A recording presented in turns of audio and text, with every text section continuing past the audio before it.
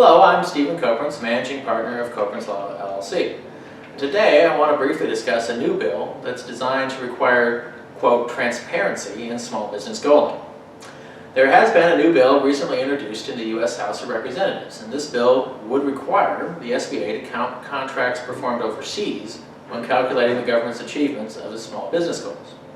The new bill would codify a policy that the SBA says it is already in the process of adopting, and it will likely lead to a perceived drop in the government's small business goaling achievement in fiscal year 2016. But wait, you might ask, isn't the SBA already counting overseas contracts when it calculates small business contracting achievement? Nope. Although the government has bragged about exceeding the 23% government-wide small business goal in the last 2 fiscal years, that achievement has come with a very important asterisk. And unbeknownst to many contractors, the SBA historically has excluded contracts performed overseas from its goaling calculations. Excluding these overseas contracts, in turn, has likely inflated the government's overall goaling achievement numbers. Last year, the SBA announced that it would begin to include overseas contracts as part of the baseline used to evaluate small business goaling achievement. In announcing the change, the SBA said that it couldn't really think of a good reason to continue to exclude overseas contracts.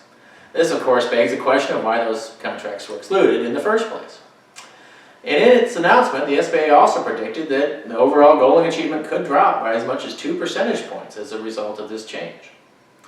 Now, the SBA is doing this voluntarily, but a bipartisan bill that was recently introduced in the House would codify this requirement, put it in the law, that the SBA include overseas contracts in its goaling numbers. Representative Judy Chu, who's a California Democrat, and Representative Trent Kelly, a Mississippi Republican, have jointly introduced a bill labeled H.R. 4329, the Transparency in Small Business Goaling Act of 2016. Their bill would amend the Small Business Act, that's the statute that governs the SBA and its programs, to prevent the SBA from calculating goaling achievement in a manner that excludes the value of a procurement based on where the contract was awarded or where it was performed.